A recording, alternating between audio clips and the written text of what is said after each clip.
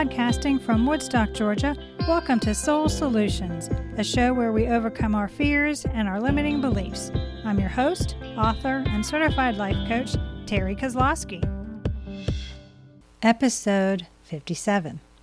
Why exploring the messy middle of the healing journey is vital for your growth.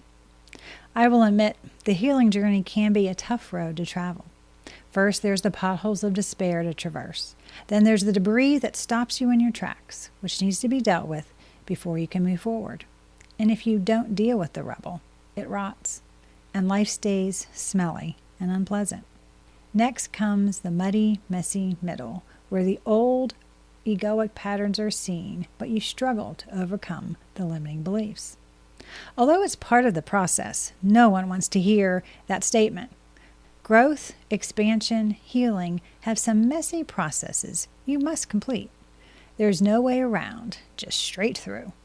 Just as the body develops, there are growing pains, so there are discomforts as you wade through the messy middle of the healing journey. But take solace in knowing that the speed you travel in the middle of this expedition is entirely up to you. The hardest part of the healing journey is already over. You are going down the path already. The middle part is about reframing. It's about altering your perspective, changing your mindset, and modifying the stories you tell yourself.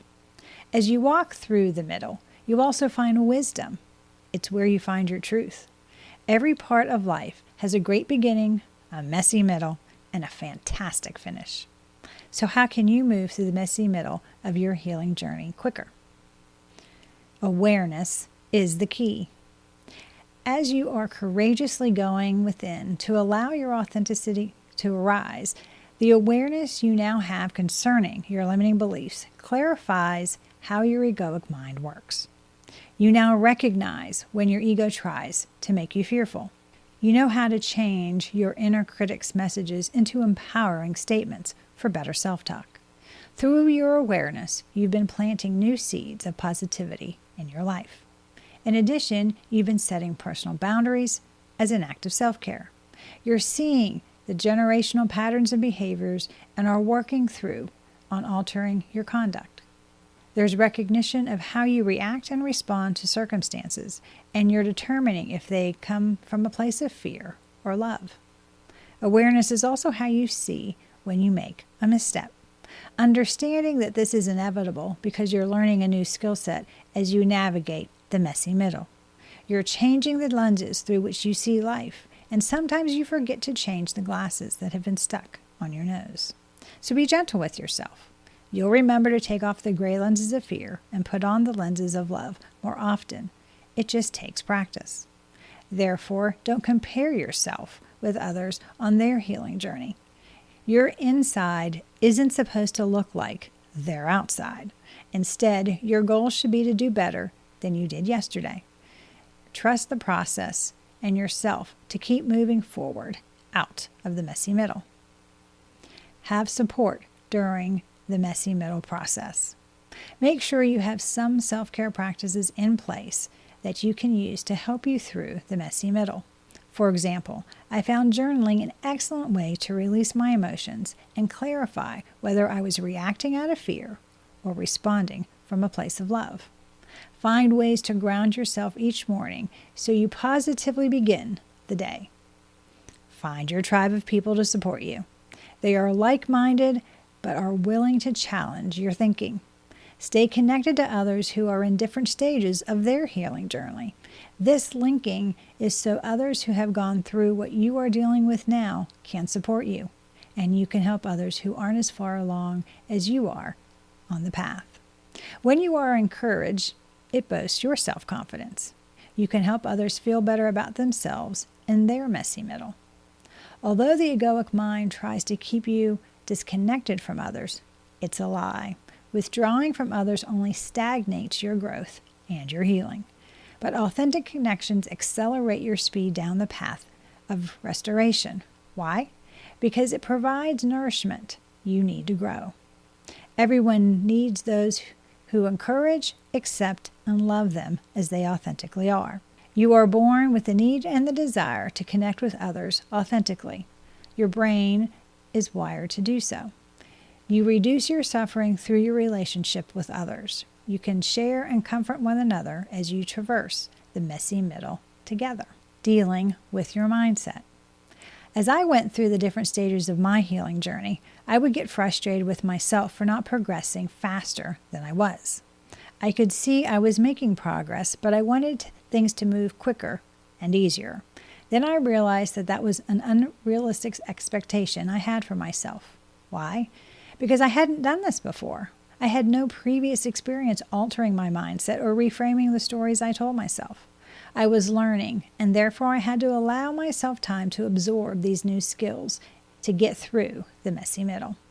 It takes 8 weeks to form a new habit, so it takes time for you to alter your self-talk from being critical to being kind, or to put personal boundaries in place and learn to maintain them with others. The shift you must take into recognizing the things you need to be aware of isn't small, easy, or fast to implement. But when you believe you can, you have shifted from a fixed to a growth mindset. As any growth you go through means the end of an old way and the beginning of something new. So sit with what change means. Being mindful and aware of your entire experience serves as a reminder that you can move through the discomfort of the messy middle and come out on the other side. You're capable of more than you can imagine, and you can handle this growth process in your healing journey. The messy middle question. The question that keeps you in the messy middle the longest is why me? It causes you to wallow in an unhealthy monkey mind of scenarios that cause nothing but more anguish and suffering. Why me brings in shame, judgment, and blame, which keeps you in the past. It keeps you stuck looking behind you instead of living in the present moment. The minute I quit asking the why me question was the instant my healing journey hastened its pace. Why? Because when I recognized that no matter what answer was given, it would never satisfy me, I could let it go. Why me is the tool of the ego to keep you in a fearful state. The only question that moves us out of the past and into the present is, now what? What am I doing now to release my past so it no longer hurts me? Why am I allowing myself to tell a story that's disempowering? What lesson am I to learn? Now what am I going to do? Once you know the egoic mind wants you to stay stuck in the past, you can focus on where you want to go. Thus, the alternative question you ask yourself isn't about figuring out the past, but about consciously being aware of the choices to move forward out of the messy middle. Finding your truth. Focus on the process through the messy middle instead of the ultimate destination enables you to become your authentic self. The healing journey is just that, an adventure you must go through to uncover your buried authenticity. Masks, armor, defense mechanisms, and a fixed mindset have covered up who you generally are. Because the ego instills fear, you felt you needed to hide your true nature to be accepted. However, if you are wearing masks or taking on roles to fit in, you end up feeling alone and disconnected from others. The messy middle is where you remove all the coverings you put on when you're around others. You're not broken, and you don't need to be fixed. The healing journey isn't about brokenness. It's about recovering your authenticity that was fractured when you put on the disguises and shields to protect yourself. The truth is under those layers. To gain strength and resiliency, you have to go through the process of uncovering who you authentically are, what you like and dislike, who you are when you're alone. The more you trust your tribe and yourself, the easier it will be to remove the layers and get through the messy middle. Messy middle requires quiet time. For you to unearth your authentic self requires quiet alone time. Why? Because you must learn how to hear the whispers of your heart over the shrieking of the ego. As you go through the messy middle, you need to understand the difference between the soulful voice and the egoic utterance. Yes, this means having to be alone with yourself. The ego is loud and obnoxious. You know its critical voice. If the exclamation is causing you to be fearful, then it's the ego. Who you really are is beyond your mind. It's your soul, your authentic self. I recognize that the mind won't stop thinking. Mine certainly hasn't. Being mindful is the ability to surpass the innate chatter of the egoic mind. It's the ability to have an egoic, fearful thought without believing it is true. By getting quiet, you allow your soul to center you. This silence allows your authentic self to lead you. Therefore, your true identity is linked to your soul, not your egoic mind. Over time, you'll come to realize that your thoughts are separate from who you are. You own the experiences you have more than the ideas and feelings you have. As a witness to your thoughts and also releasing them, you allow the encounters you have to develop your reality out of the messy middle. Moving forward out of the messy middle. Enduring through the healing journey is developing your internal resilience. You need to appreciate that the missteps taken during the messy middle are those areas you need to reinforce.